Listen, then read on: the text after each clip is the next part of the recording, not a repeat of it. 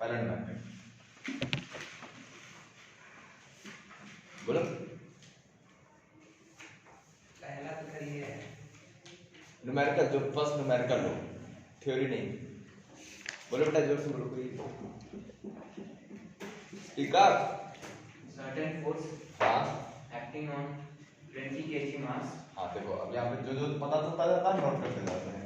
Certain force acting on a mass of 20 kg then changes its velocity from 5 meter per second हाँ changes its velocity मतलब ये हो गई initial velocity और फिर फाइनल कितनी हो गई 2 meter per second 2 metre per second. Then calculate the work done by the force calculate the work done, हमें क्या निकालना है वर्क डन निकालना है। ठीक है तो अब बताइए भाई वर्क डन के कितने फॉर्मूले पढ़े थे आपने? F into V work done निकालने के कितने तरीके हैं? देखो दो तरीके, एक तो वर्क क्या एफ इंटू एस, एफ यहाँ दिया नहीं हुआ है, एस यहाँ दिया नहीं हुआ है तो फॉर्मूला तो भूल जाइए। दूसरा हम लोग ने पढ़ा था एक वर्क एनर्जी थ्योरम, अगर आप लोग को याद हो तो, जो कि क्या कहता है work done is equals to the change in kinetic energy, ये तो था। तो यहाँ के हिसाब से अगर हम लोग लिख लें W इक्वल्स टू डेल्टा के ई, ठीक है। और किसके अकॉर्डिंग वर्क, हाँ मेंशन करना जरूर, अदरवाइज अगर आप लोग कॉपी में लिखोगे तो मुझे नहीं पता ये कहाँ से आया, उस समय मुझे फिजिक्स नहीं आती है, ये बात याद रखिएगा कॉपी चेक करते वक्त। तो कॉपी कर देते आपको हमें बताना होता है कि ये ऐसा ऐसा होता है हर एक चीज, अगर गलत बता दिया तो नहीं ये हमें पता रहता है कि आप सही बता रहे हैं गलत। ठीक है तो W इक्वल्स टू कितना हो जाएगा half m g square minus c square, याद आया? ये लिखवाया था फॉर्मूला। अब सॉल्व कर दीजिए इसको, तो मास की वैल्यू हमें पता है कितनी है 20 kg, फाइनल वेलोसिटी पता है 2 मीटर पर सेकंड, तो कितना हो गया कितना हो गया भाई 2 का स्क्वायर माइनस 5 का स्क्वायर, तो कितना आ जाएगा हाफ इंटू 20 इंटू 4 माइनस 25, तो कितना आ गया भाई 2 10 जाया हो गया, तो यहाँ से कितना आ जाएगा 10 इंटू माइनस 21 है ना, माइनस 21, यहाँ से कितना आ रहा है माइनस 210 जूल। ये क्या शो कर रहा है opposite direction, the work done is in the opposite direction. ठीक है तो यहाँ से अगर देखा जाएगा तो वर्क डन कितना हो जाएगा एग्जैक्टली, जब हम लोग वर्क डन बताएंगे तो क्या विदाउट साइन बताएंगे ना, तो बता दे रहे हैं 210 joules in the opposite direction. ठीक है समझ में आ गई बात? माइनस साइन याद रखना भाई क्या डिनोट करता है, it only denotes opposite direction. Clear? ठीक है नोट इट डाउन। हाँ a mass of 10 kg हाँ on a table, ठीक है तो हम इसको ड्रॉ भी करते रहते हैं, एक टेबल है मान लेते हैं वहां पर पॉइंट ए पे है मास, फिर it is moved at a point B हाँ बी तक पहुंचा दिया है, कैसे if the line joining A and B is horizontal हाँ what is the work done on the object by the gravitational force, explain your answer।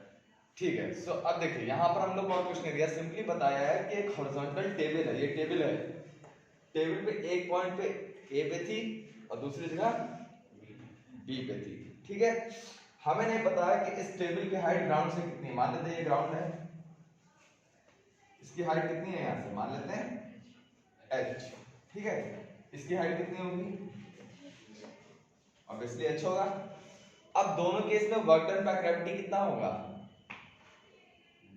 It will be mgh, potential energy के बराबर ही तो होगा अगर ये मूव करता तो, कैसे वर्टिकली। तो यहाँ से अगर हम लोग दोनों केस में वो निकालें पोटेंशियल एनर्जी p1 निकालें तो कितना आएगा अब बेटा हाँ मुझे पता है, देखो इनिशियली कहाँ थी ए पे, अब कहाँ पहुंच गई है बी पे, यही तो हुआ है, लेकिन यहाँ पे work done due to gravity कितना है mgh ही तो होगा, हमेशा ग्रेविटी की बात कर रहा था mgh ही लगना है, तो मास कितना है 10, ग्रेविटी को g ले लो, हाइट में बता रहे लेट इट बी h माना हम लोगों ने, इस डायग्राम को ड्रॉ कर लेना साथ में। ठीक है then come to the second case, फिर यहाँ पे मास कितना है डी पे, पॉइंट बी पे 10 kg ही है, ग्रेविटी कितनी है जी है, हाइट कितनी है h, ठीक है। अब निकाल लीजिए कितना चेंज आएगा, कितना आएगा चेंज, यहां से भी 10 gh आ रहा है और यहां से भी 10 gh आ रहा है, तो कितना हो जाएगा, work done by the gravity is 0। अब इसमें आप दो लॉजिक लगा सकते हैं, पहला तो ये हो गया, करके दिखा दिया मैंने आप लोग को। दूसरा, अगर आप लोग को याद हो तो इस पे कौन सी फोर्स काम कर रही है, ग्रेविटेशनल फोर्स, और डिस्प्लेसमेंट का direction horizontal.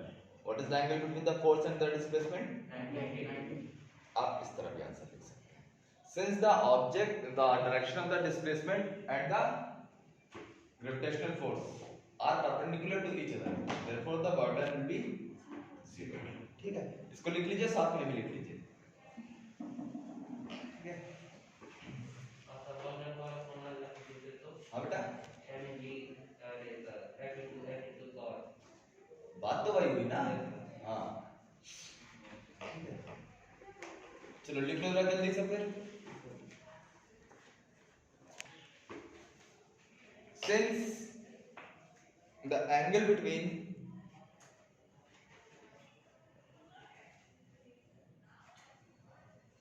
the gravitational force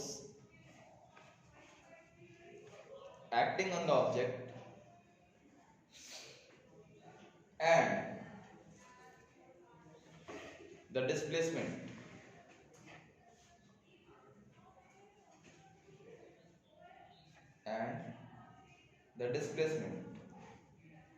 is 90 degree, therefore the work done by the gravitational force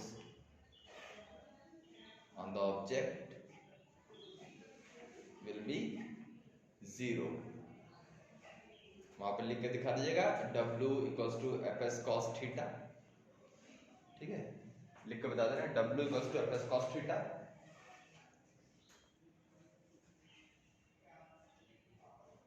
theta equals to 90 degree लिख लेना, फिर theta equals to 90 degree and then 0, ठीक है, वर्क डन इक्वल्स टू 0। आगे बात समझ में, तो you can explain this using any of the methods, ये वाला भी, ये वाला भी, और किसी भी ऑब्जेक्ट में जो ग्रेविटेशनल फोर्स की वजह से जो वर्क डन होता है वो हमेशा mgh के बराबर होता है। तो याद रखना, अगर सेम बॉडी की बात कर रहा है तो जब तक उसकी हाइट चेंज नहीं करेंगे, till then the work done by the gravitational force will be 0 always, ठीक है। ऐसे आपको क्वेश्चन और भी पूछे जा सकते हैं, जैसे कि अगर बात करी जाए किसी एयरप्लेन की, if it is moving horizontally then the work done by the plane due to gravitational force will be 0।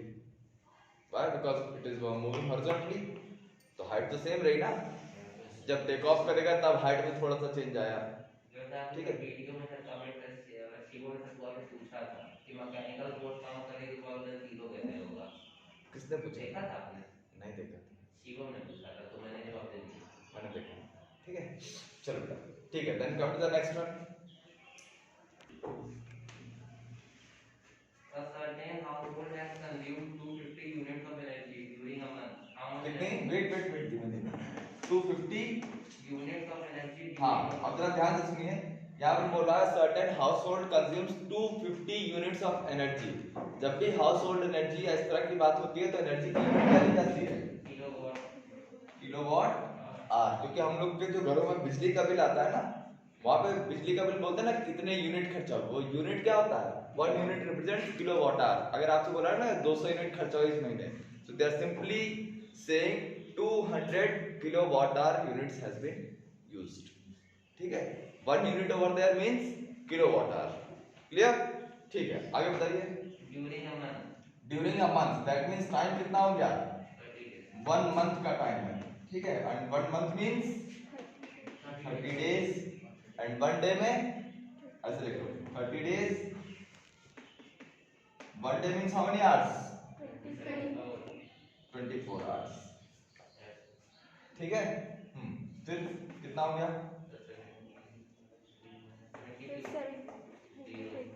72 hours. फिर अब क्या कह रहा है? how much energy is in this how much energy is this in joule में energy How much energy is this in joules? Simply यानी यहाँ कुछ करना ही नहीं था, सिर्फ इसको जूल्स में पूछा गया है। ठीक है, so we know very well that 1 kilowatt hour equals to how many joules? 3.6 into 10 to the power 6 joules। याद है? भूल गए? तो 250 किलोवाट आवर अगर दिया है आपको तो ये कितना हो जाएगा? 250 into 3.6 into 10 to the power 6। अब क्या कर लें? जल्दी से मल्टीप्लाई करो, 25 इंटू 36 करो फटाफट, जल्दी करो।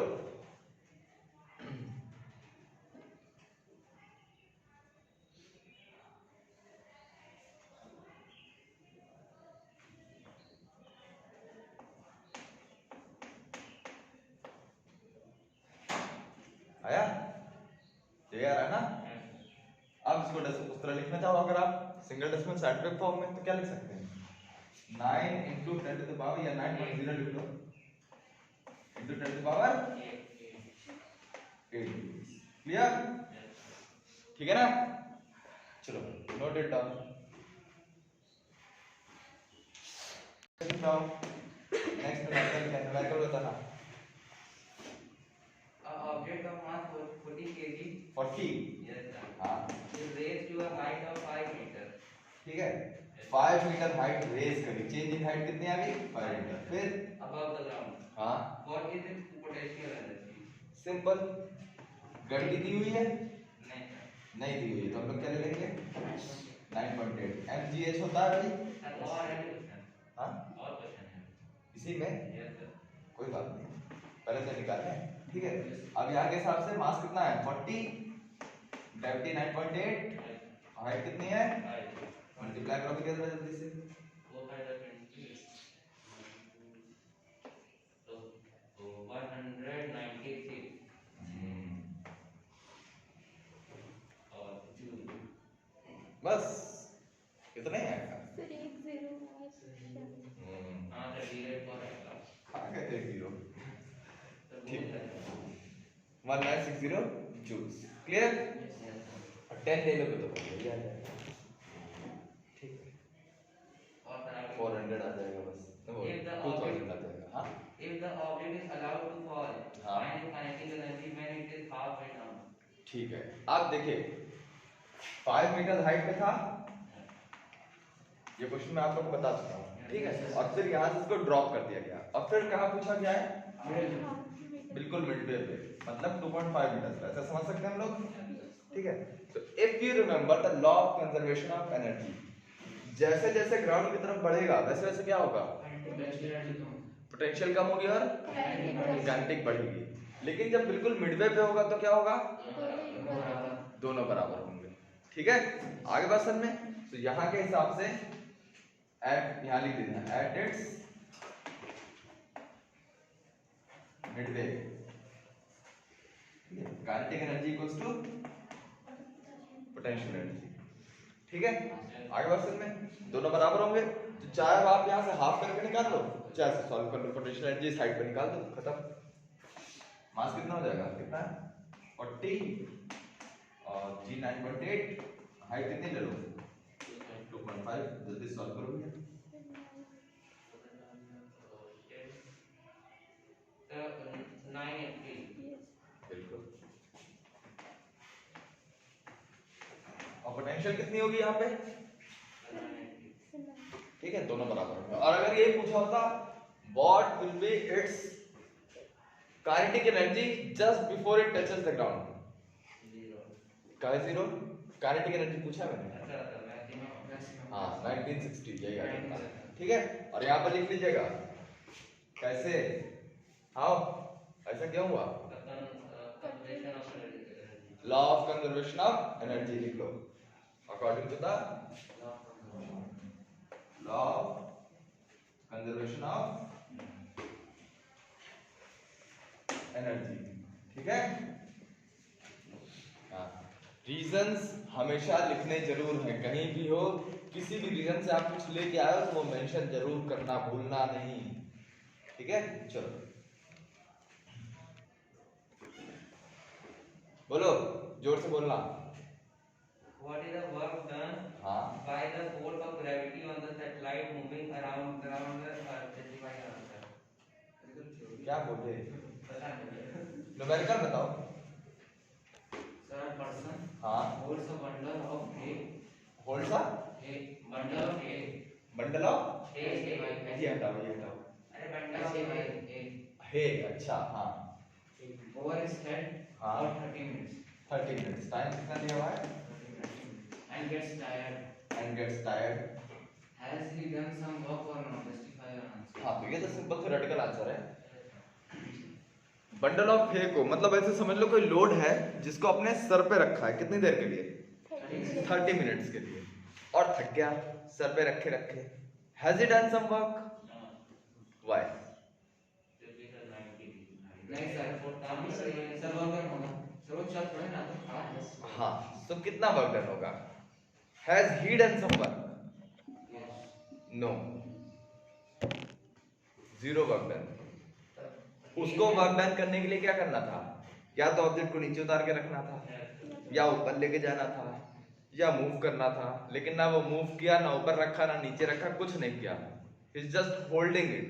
तो इसके हिसाब से अगर देखा जाए तो बिल्कुल बेसिक चीज को फॉलो किया जाए, W इक्वल्स टू F/s होता है, F तो ग्रेविटेशनल फोर्स लग रही है, what is the displacement, work done zero, there is no displacement of the ray, yes और नो, ठीक है। So you can write it down, since the displacement is zero, ठीक है, पूरा अच्छे से लिख लेना, क्या हो जाएगा, since the displacement is zero, therefore the work done by the, कौन है ये, पर्सन है, by the person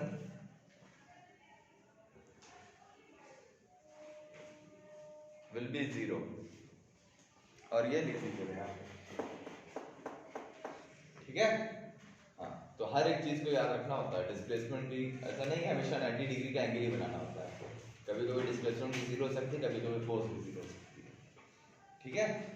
आगे बात समझ में, सर वो बंडल ऑफ हे में सर होगी एनर्जी, वो क्या बंडल ऑफ, हाँ सर पोटेंशियल एनर्जी होगी ना, पोटेंशियल एनर्जी तो होगी, but is it doing some work, no ना, ठीक है। तो ये क्या दिया हुआ है, power, what is the unit of power, then how much energy does it use in 10 hours? how much energy does it use in 10 hours. 10 hours। तो अब जरा ध्यान से देखें, एनर्जी का फॉर्मूला क्या होता है, पावर इनटू टाइम, ठीक है। If we want to calculate this energy in kilowatt hours, then the power should be in kilowatt, अभी किसमें, वॉट में। तो भाई देखिए पावर लिख लीजिए ऐसे सिंपली 15,000, किलोवाट में चेंज करने के लिए upon 1000, the time is already given in hours, तो सिंपली इससे मल्टीप्लाई कर दो, ठीक है। क्या होगा, सारे जीरो कट गए, बचा क्या, 15 kilowatt hour, and if we want this in joules तो क्या हो जाएगा भैया, 15 into 3.6 into 10 to the power 6, कितना आएगा, जल्दी से मल्टीप्लाई करो,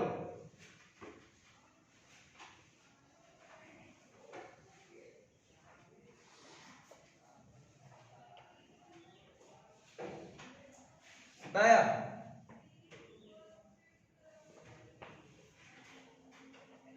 not yet, 54 into 10 to the power 6, which can be written as 5.4 into 10 to the power 7 joules। Clear, समझ आ गई बात, ये किलोवाट आवर में हो गई कमर्शियल यूनिट के फॉर्म में, और अगर आप एसआई यूनिट में आंसर चाहते हो तो ये भी ले लीजिए, आप जो आपको अच्छा लगता है वो आंसर ले लीजिए, ठीक है। Because it has not mentioned, यहाँ पर मेंशन नहीं किया ना, 21 यूनिट में चाहिए, ठीक है। अगर क्वेश्चन के हिसाब से जाए इलेक्ट्रिकल अप्लायंस की बात कर रहे हैं तो वहां पर हम लोग जनरली एनर्जी किस फॉर्म में बताते हैं, किलोवाट आवर में, ठीक है। हाउस होल्ड एनर्जी है ना ये, तो वो हमेशा हम लोग किलोवाट आवर में ही बताते हैं, ठीक है। लेकिन इन केस मान लो एक्सपेक्ट ये किया जा रहा है कि जूल्स में भी बताया जाए तो कैलकुलेट करके तो करना कैसे, मल्टीप्लाई तो करना है, multiply and then give it answer, ठीक है। क्लियर, ठीक है भाई, note it down. Then next numerical बताओ Shivanshu. Calculate the work required to be done to stop a car of 1500 kg. हाँ, the mass of the car is 1500 kg, moving then at a velocity of 6 kilometers per hour. 6 kilometers, Sorry, 50 kilometers per hour. 60 है, Yes. okay, then Calculate the work required to be done. the work required to be done। तो ध्यान से देखिए, मैंने आप लोग को बताया था work and energy are similar things, तो जितनी इसके अंदर एनर्जी होगी उतनी एनर्जी हमें लगानी पड़ेगी। And if we are applying some energy that means we are doing work, तो कितनी एनर्जी लगानी पड़ेगी, जितनी इसके अंदर एनर्जी होगी। यही तो है, ये तो बोल रहा है कि एक कार है जो 1500 केजी की है और इतनी वेलोसिटी से चल रही है, अगर इसको रोकना है तो जितनी इसके अंदर एनर्जी हमें उतनी ही तो एनर्जी लगानी पड़ेगी। And energy is what, it is the capacity to do work. If we are applying energy that means we are doing work, yes और नो। क्या हमें क्या करना पड़ेगा, जितनी इसकी एनर्जी वो निकाल दो। अब इसमें कौन सी एनर्जी होगी, kinetic, because it is moving. But एक समस्या है पहले, क्या, वेलोसिटी किसमें दी हुई है, is it the SI unit, then we will first convert this into SI unit, that is 5/3 से मल्टीप्लाई करेंगे, ये कितनी बार आ जाएगा, 6 3 जा 6 10 जा, that means it will become 50/3 metre per second. अब हम लोग लगा देंगे काइनेटिक एनर्जी के फॉर्मूले में। क्या कहता है काइनेटिक एनर्जी का formula, half mv square, then half what is the mass, it is 1500 kg, and what is the velocity, 50/3, तो स्क्वायर कर देंगे इसका, that means 50/3 into 50/3, काट लीजिए इसको भाई, कितना हो जाएगा 500 सा, अब मल्टीप्लाई कर लो, 5 25 125 125, how many zeros, 1 2 3 4 upon 2/6, जल्दी से डिवाइड करो।